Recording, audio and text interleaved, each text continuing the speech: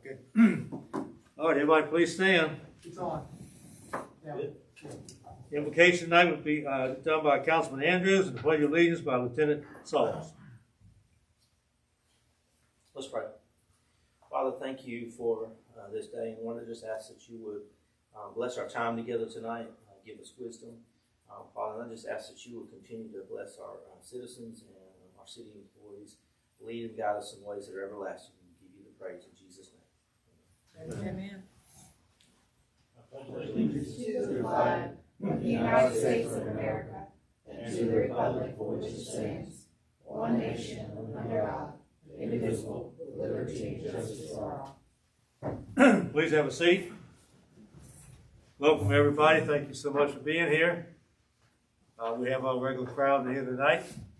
Councilman Wright is with us tonight. He's on Zoom. He's still in the quarantine and won't be out until Monday.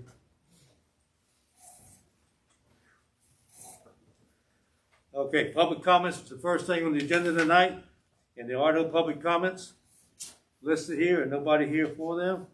So we're going to the adoption of minutes. We have one set of minutes tonight from January the 19th, 2021 council work session. I'll entertain a motion to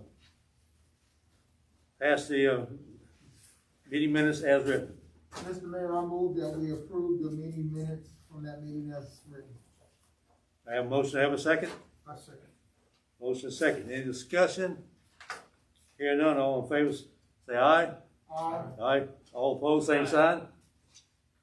Hearing none. The minutes have passed.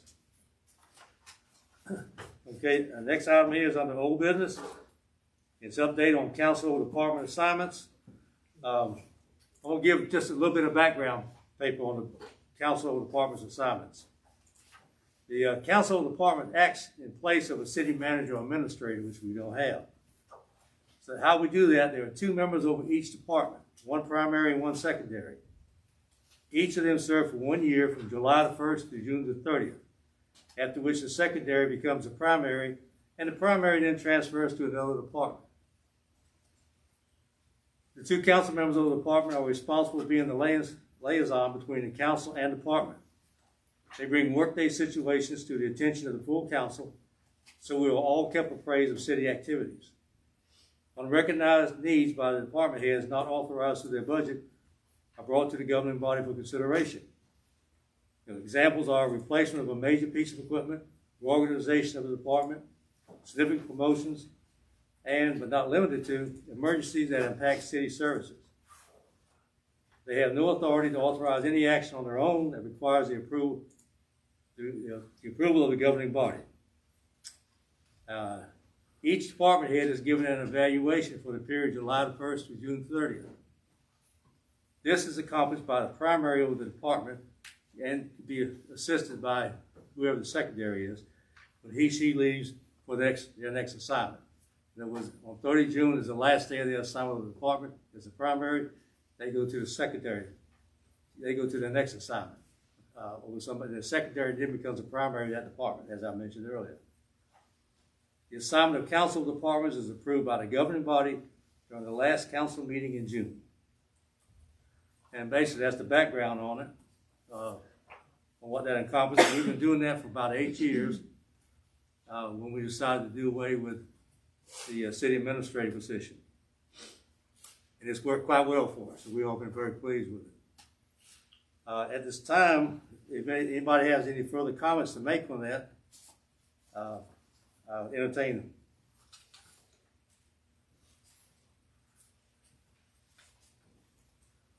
Okay, what we have here is that one of the council members has decided he doesn't want to be involved in being an administrator or being over any of the departments.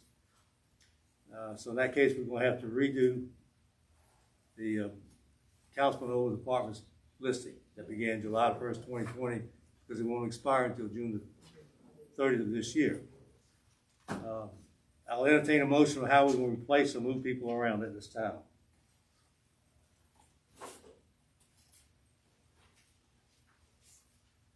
So, you're talking about people who are going to be over the departments, that's until July?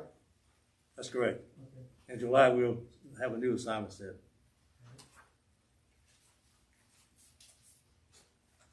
Okay, so Mr. Mayor, you said you'd entertain a motion on, Well, we have two vacant slots, and that's the primary in the police department and the secondary in the administration.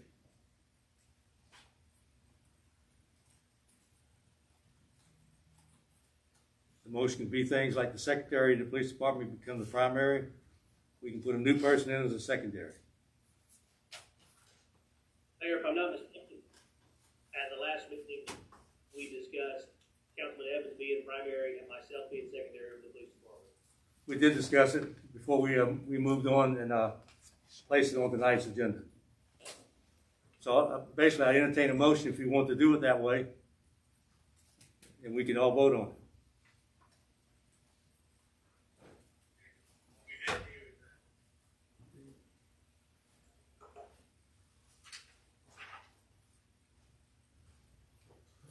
Cameron, you gonna say something? I've said all that I'm gonna say about this matter. So moved. Okay, so Mayor, and what I'll do is I'll, second it, but, so, I'll sit in as the alternate to admin. Okay. So that, the motion then is that Councilman Evans becomes a primary in the police department. Councilman Wright becomes a secondary in the police department, and Councilman Amijo becomes secondary in administration. Is that how everybody reads it? That's the motion? Yes, sir. Okay.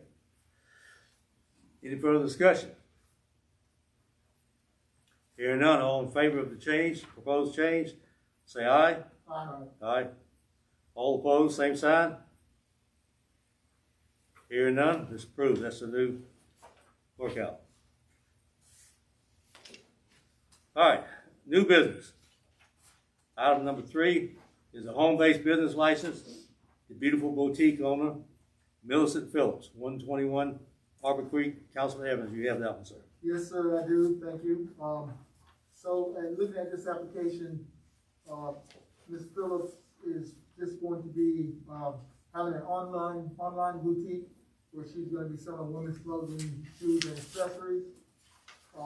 So she's not gonna be having any business traffic coming to her home, on Arbor Creek. So we won't have any issues there. So I move that we go ahead and approve this application for the beautiful boutique. Okay, I have a motion. I have a second. Second. And a motion and a second. Any further discussion or anything? Hearing none, all in favor say aye. Aye. Aye. All opposed, same sign. Hearing none. All right, it passes. We have a new business partner, the beautiful boutique at 121 Arbor Creek. Welcome to the city of Centerville. All right. Item number 4 is submittal of the 2020 Assistance to Firefighters Grant, AFG, Councilman Armijo and Fire Chief Jones, please. Okay, so I'm gonna let Fire Chief Jones talk about it. Yes, sir. Thank you, Councilman Armijo, Mayor, Council. Tonight, we're seeking approval to submit the 2020 Assistance to Firefighters Grant. What we're requesting this year is funds to purchase a new fire engine. We requested that last year. We were not awarded the grant last year. It is a cost match grant. That's why we're here requesting to submit it. It's a 5% cost match. We're requesting $500,000. The cost match would be $25,000 for the city, if awarded, of course. That's what we're going to apply for again, is another fire truck. And we're seeking tonight to approval to submit that grant. Last year, we allotted for $25,000 in the budget. In case we were awarded the grant, we could do that again this year in this year's budget. Okay. Councilman Armijo, you have a motion? Yes, sir, so I make a motion that we approve the, submittal of the 2020 Assistance to Firefighters Grant. Okay, I have a motion. I have a second. Second. Motion and a second. Any further discussion? This is a great thing, man. I tell you, the city could really, really use this. It'd be a great boost for us. Yeah, definitely. Okay, all in favor of this submittal application, say aye. Aye. All opposed? Hearing none, applications is approved. Thank you. Application submittal is approved, which application itself was approved. I'll be submitting it tomorrow. That's right. Thank you. Thank you, Chief Jones. All right, item number 5 is approval, budget resolution, first budget amendment, fiscal year 2021, Councilman Evans and City Accountant Harrison, please. Since this item is quite detailed, I'm gonna go ahead and let our accountant explain it to everyone.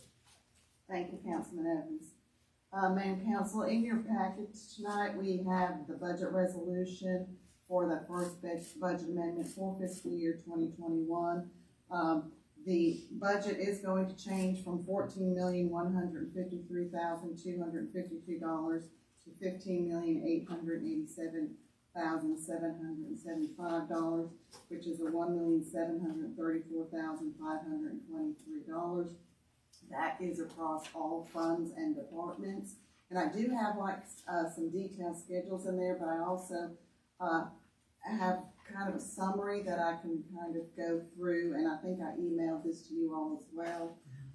The bulk of this increase is due to the $900,000 prepayment on the fire station from our SPLOST funds, which you all approved in September.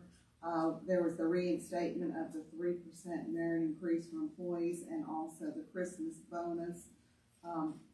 We have amended for the Trellis Walk project, which is a resurface of one of the roads in the city. We've had 2 change orders in the park, and then we have the resurfacing of the parking lot, which was a substantial amount. We had some reallocations for the park project just because at year end, June 30, 2020, we estimated that we would be 55% complete with the park and we were 37% complete. So as we roll forward, we didn't roll quite enough into the 2021 budget. We've got some unused first donations from the fire station that which will be rolled into 2021. We have our agreement with GACP of about $7,200, and we had $5,000 for our health and wellness program. I also want to add that we are also amending our revenues for 2021 for our CARES Act revenue of $412,000, and then for our health and wellness grant of $5,000. So tonight we are seeking, I'm seeking mayor and council to approve this first budget amendment for fiscal year 2021. Mr. Mayor, I move that we approve the budget amendment for fiscal 21 as stated. Okay. I have a motion, I have a second? Second. Okay, Council Mayor seconds it. Okay, we're voting on the submittal, the approval for the budget resolution, first budget amendment. It's actually a resolution now, so. That's All right. correct. Anybody have any further comments on it? Okay, hearing none. I mean, that was some fancy work, the way you did this. And I read through what you sent me. You know, thank you very much for that. There's a lot of good You're detail welcome. in there. And I remember each one of those incidents individually. It was interesting to see them all put together in something like a resolution. Right. Well, and those are all things that throughout the council meetings that mayor and council have approved. That's So correct. I tried to summarize those. Okay, did a great job. Thank you. Okay, I have a motion and a second. Call for a vote. All approved, say aye. Aye. All opposed, same sign. Okay, resolution passes. Thank you very much. Thank you, Mayor and Council. Thank you very much. All right, item number 6 then is the Center Park calendar of events. Councilman Evans and Director of Marketing Hogan, please. Yes, sir. So this is always a fun thing to do. Really excited because the park is open. And, you know, all these events we've had before, but this is going to be our first time having them in the park. So I'm really excited about that. I'm going to go ahead and let Director Hogan take it from here. Yes, sir. Thank you so much. Mayor and Council, tonight you guys have the proposed 2021 calendar of events for Center Park in front of you. This is our 5th calendar of events. It's quite an opportunity for us to continue what residents and visitors have come to know and love about the city of Centerville and Center Park at Centerville. We've got a new home this year at 103 East Church Street. Really excited about that project finally being completed.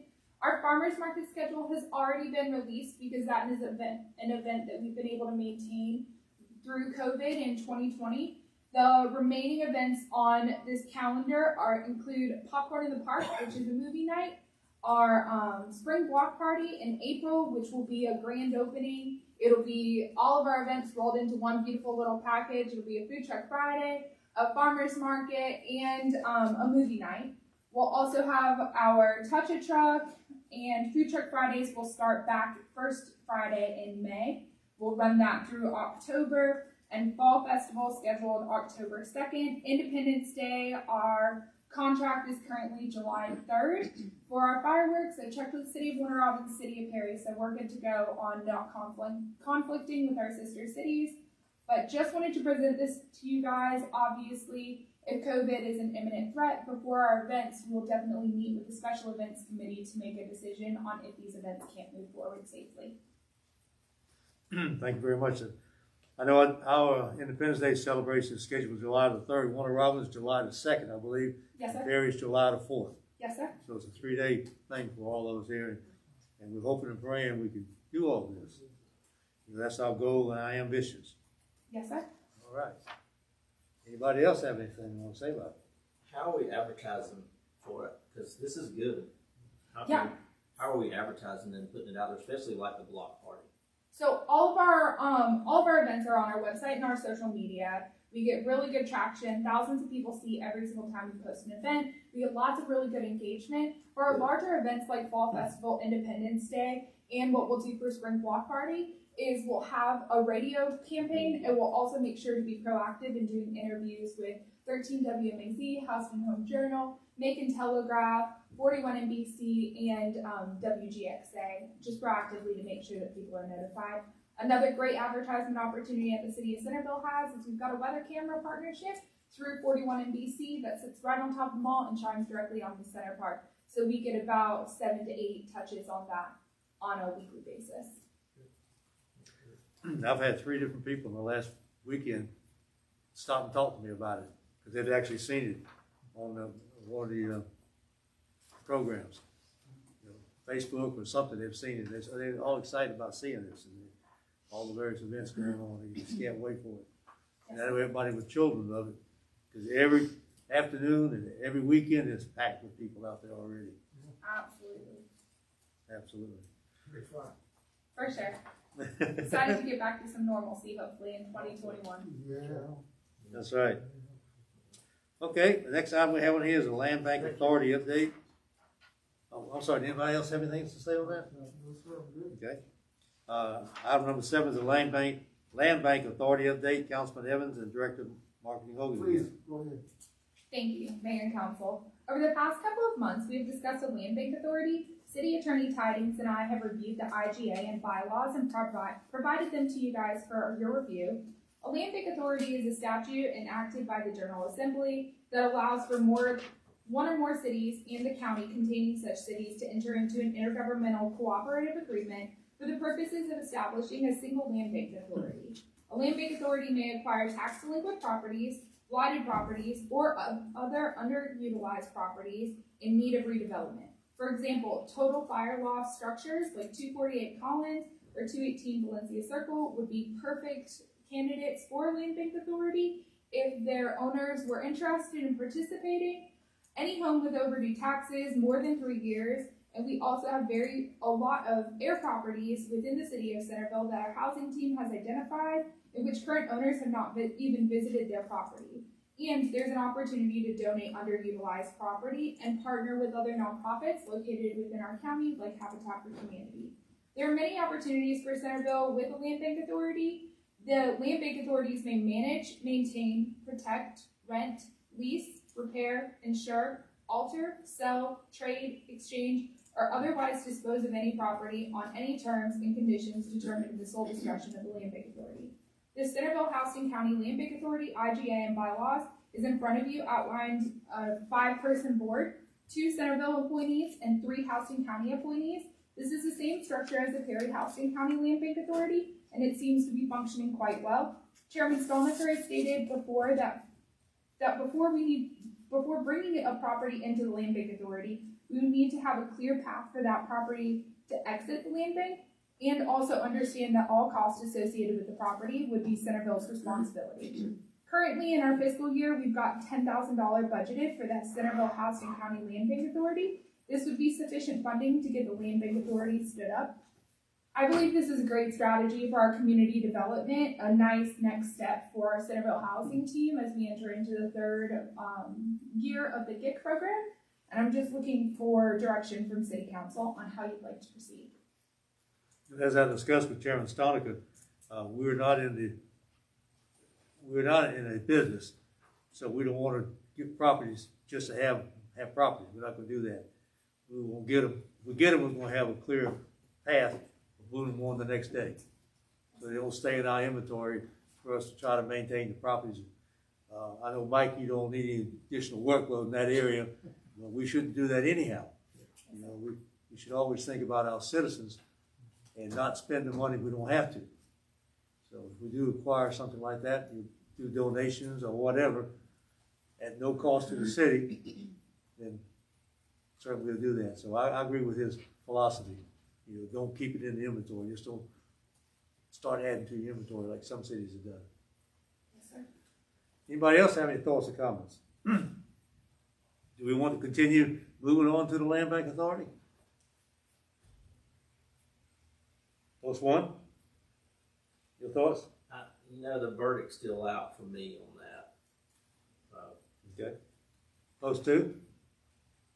I think it's just because we are granted access to it does not mean that we have to use it immediately and that we have to use it, rapidly or constantly. It's just for us when you're talking about dealing with blighted properties, when you're talking about making moves for the city in the future, it's another club to have in the bag, and every club else. Exactly. I think we should move forward. All right, thank you. Post 3? Mr. Mayor, I see it as another tool in the toolbox, but I think at this point, I am still undecided. Okay. Post 4? I'm undecided as well.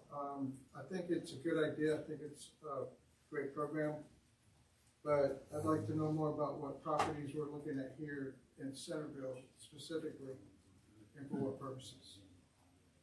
If I could speak to that, I think the problem would be if you come across a property that you are targeting and then decide you need to enter into a land bank in order to deal with that property, you could be looking at a long process just to get into the land bank before you can even address the property. You could be kicking the project down the road 6 months or a year. So I think we're not obligated to do anything or to purchase anything by entering into a land bank. Somebody correct me if I'm mistaken, but there's no cost to us associated with being a member of the land bank until we initiate something. So in order to gaining membership doesn't cost us anything, it doesn't hurt us. But if we get into a situation where there's a property that we need to deal with or address, you want to be able to deal with it immediately. You'd like to have the option to deal with it immediately rather than waiting. It's kind of like waiting to buy a bucket till the boat's sinking. Go ahead and get the bucket now so that when you have it when you need it. Just to shed light on what Councilman Wright was talking about, to stand up a land bank authority so where it's fully functioning and also able to receive properties, where that's through donation or any other means, it's going to be about 90 days. So you've got within the first 30 days of signing the intergovernmental agreement, you need to do a board appointees. So that's our council meeting and the county commissioners meeting that would have to occur. So board's appointed, and then you have to have a meeting within 30 days. And then you have to adopt policies and procedures and also get some bylaws understood by both parties. So about 90 days or 3 months is about what we would be looking at to stand up a land bank authority before we address any properties. But if you guys would also like me to come back to you guys with specific properties in mind, I definitely don't mind helping out. A lot of them will be familiar because they'll be from our 2018 housing assessment. They will probably have been delineated as failing homes, and then any homes that have been determined as failing per that matrix since the 2018 housing assessment, those would also be considered target properties for the Land Bank Authority. I'd like for us to get like Becky's opinion on it. I'd love to hear what she thinks about it at some point. I mean, if it's something that we need to do, I wouldn't stand in the way of it, but I think that having her input on it would be useful and helpful. Absolutely. I've been working hand in hand with City Attorney Titans as well, but I agree. I definitely agree with that, statement or comment, Councilman Andrews.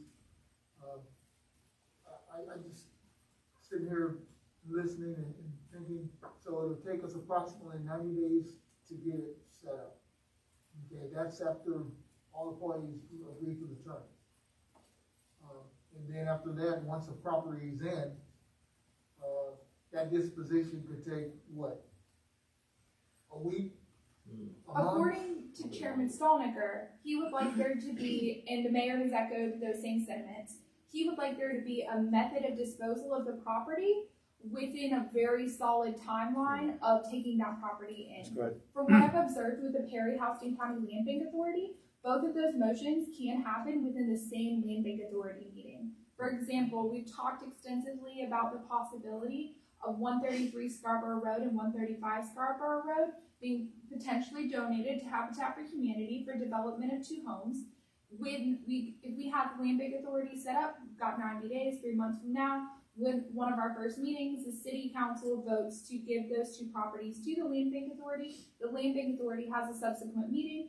They vote to take in those properties within the same meeting, the very next motion. You can then turn those properties over to Habitat for Humanity. So it would kind of be like one seamless process. So it can be a very quick process.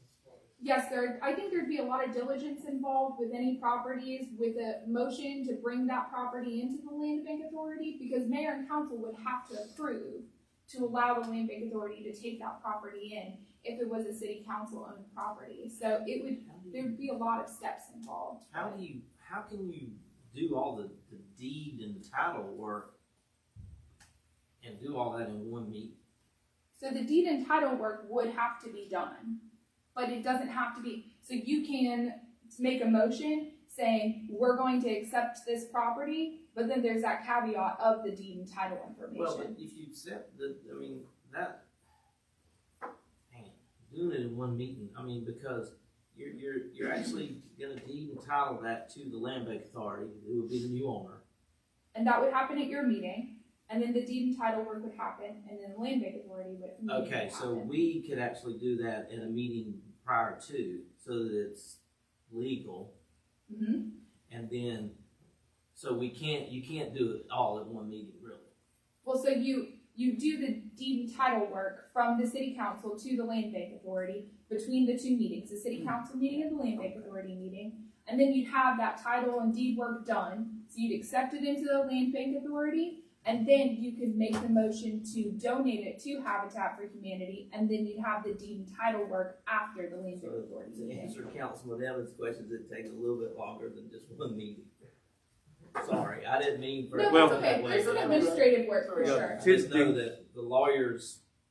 The example she's given, I don't think is a good example whatsoever, because those properties are already city-owned, and I don't think we can just grant them to somebody. I've talked to Becky about this The city to some can. extent.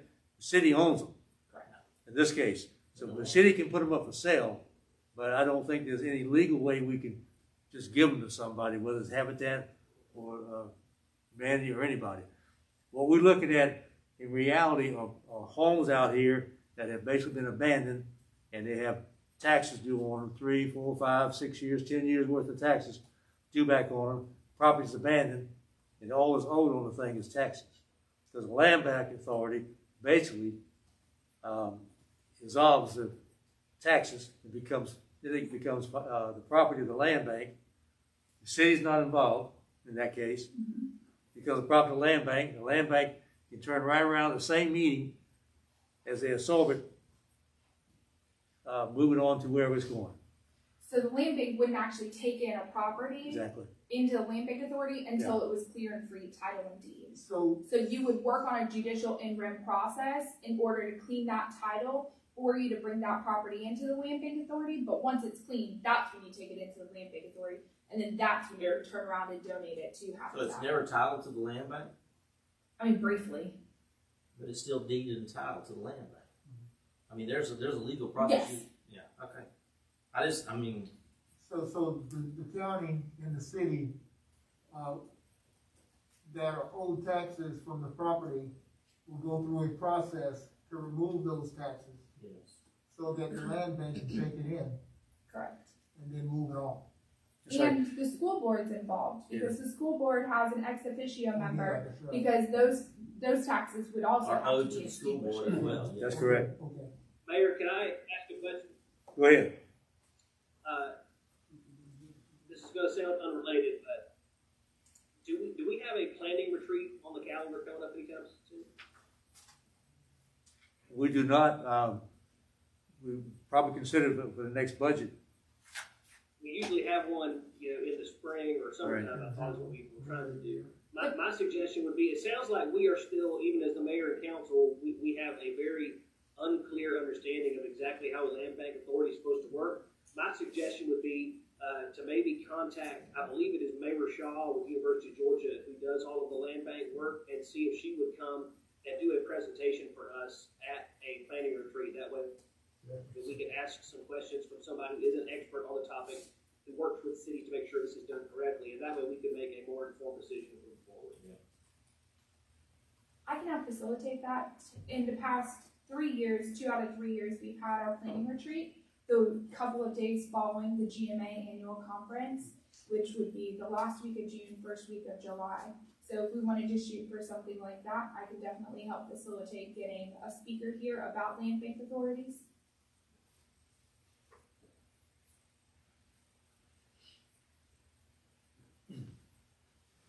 Does everybody understand? Yeah, I definitely support that. Okay. All right, GMA has a good course on the land bank authority, which I've taken. If you've taken that course, you understand it more thoroughly. Listen, like I said, I have a good idea of how it really works. And I've talked to our city attorney extensively on this a few times to make sure I do understand it. But if everybody needs more information on the thing to understand it better, I certainly appreciate that. And I'm thankful that they asked for it. Yes, sir.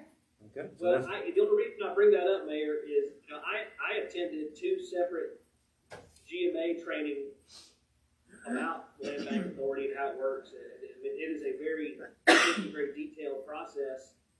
So I'm pretty clear on it. I'm ready to move forward. But just based off some of the questions that I'm hearing, yes, I agree with you. It sounds like we are all on the same page. So if we do something like that, where we can all get in the same room, where we can ask some questions with somebody who doesn't have a standing in the city to have an opinion whether it's good or bad, but just to explain to us the fact how they work, that might give us a little more confidence to move forward. That being said, I understand that kicks this down the road a few months, but I don't think that hurts us. I don't think we have any properties targeted that we want to get after tomorrow or anything. I think that might be a way for us to move forward in a way where we can have a clear picture of what we'd be looking at and make a very informed decision.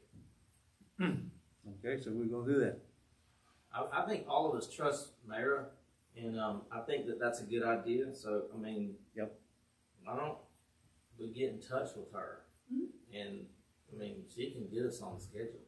I mean, at this point, I would guess she could probably just zoom into the meeting that we have on the projector. You gotta go anywhere. I think that would be fine. Right. If I can be here like this, surely Mayor can be here like this with us. She'd probably rather. Yeah, probably would, be coming down from Athens. So what I Probably hear, cheaper too. what I hear you guys saying is maybe if there was a Zoom call during a council meeting, or would you like to do it during a planning retreat? I think during the council meeting. Yeah, that's fine. I'll get in contact with that GMA contact that you guys referred to and see if I can facilitate something. The reason why I say that, we don't have a planning retreat set up yet. We don't have one funded. We haven't approved one out in front of anybody, so I'd rather do That it. worked, Yeah. We do it at one of our meetings, whenever she can Zoom into one of our meetings. We love it, appreciate it, okay? Sounds good. All I right. appreciate it. We'll do that then. All right, item number 8. Change order number 14, new fire station. Councilman Armijo and Fire Chief Jones. Yes, sir. Thank you again, Mayor, Council. Tonight, we're seeking approval to move forward with change order number 14 for the new fire station project. This change order consists of many different items. The 2 items on this project, on this change order, that are the majority of the funds of the increase. One is the color of the roof. The color of the roof that they presented us, the samples that they presented us in a meeting a couple of weeks ago, was not a red that we're looking for. It's more of a burnt orange, a rusty red. Myself and Director Brumfield agreed that's not what we want. We want a bright red. The red we chose is a premium color, so this is going to increase the cost. The second item is they're going to run conduit under the ground to run the Windstream and Cox cable communication lines at the back of their property. This has to go underground because where it's located now on the power poles, our fire trucks will hit it. So they're having to run conduit under the parking lot, and that's another costly increase to this project. Is there potential in the future though for anything else besides Windstream or Cox? Flint's already moved their poles and moved their wires up higher.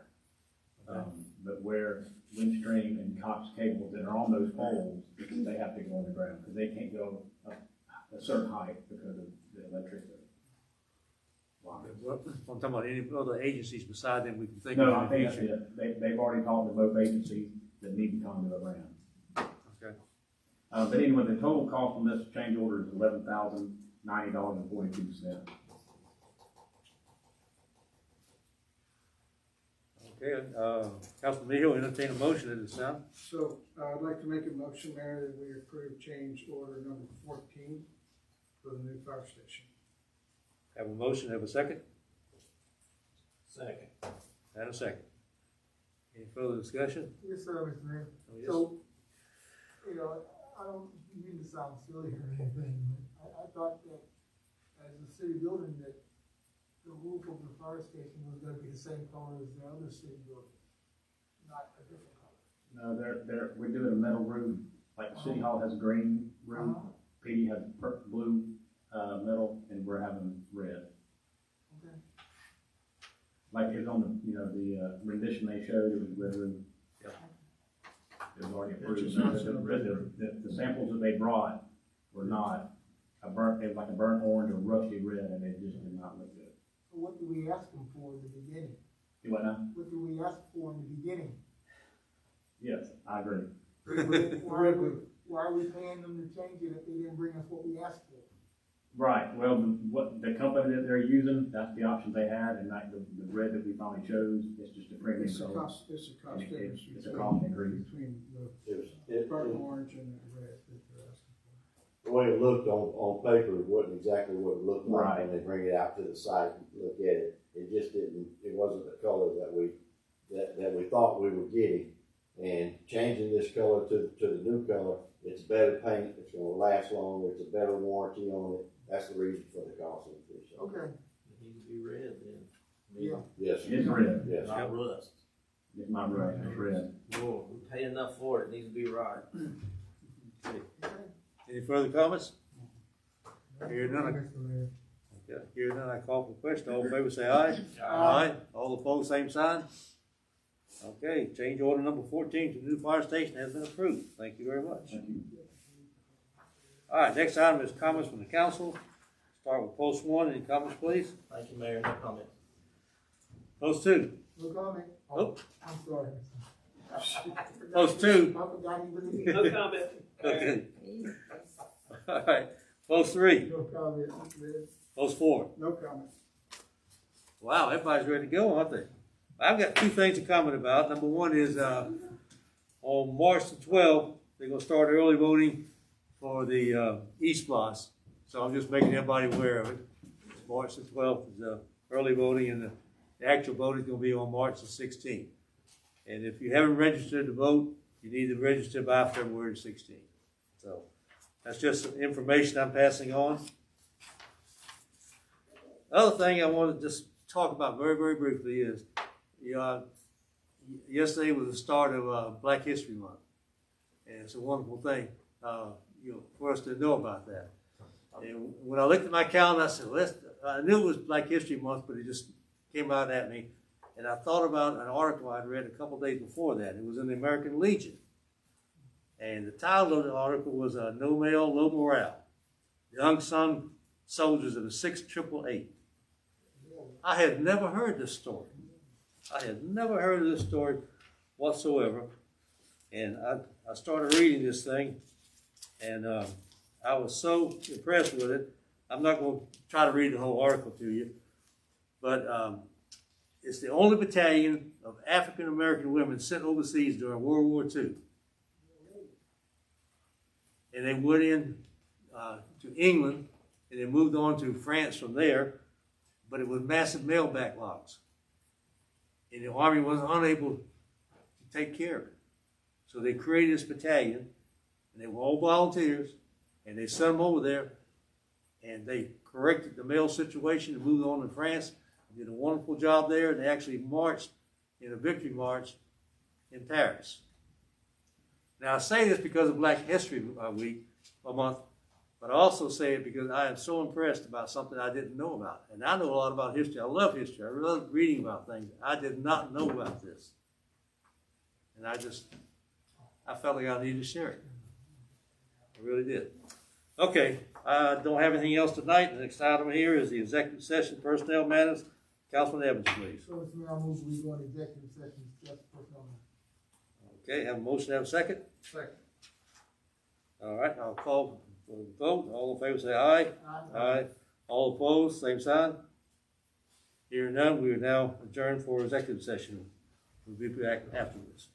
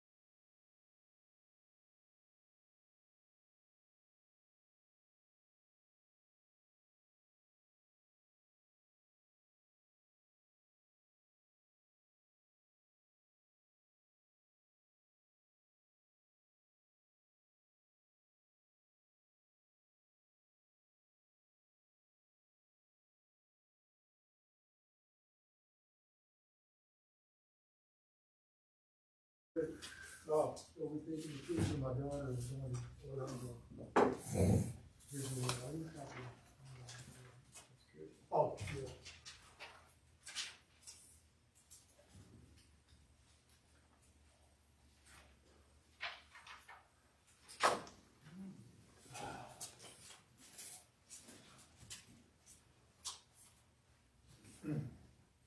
Ready?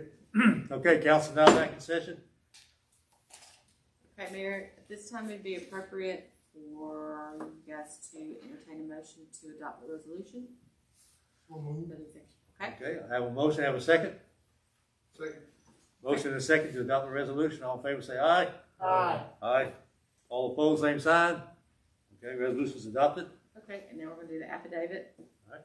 Personally appeared before the undersigned attesting officer duly authorized to administer oaths, Mayor John R. Harley, who after being duly sworn deposes and on oath states the following. I was the presiding officer of a meeting of the Centerville City Council held on the second day of February 2021. That is my understanding that OCGA 50-14-4-B, Section 1 provides as follows.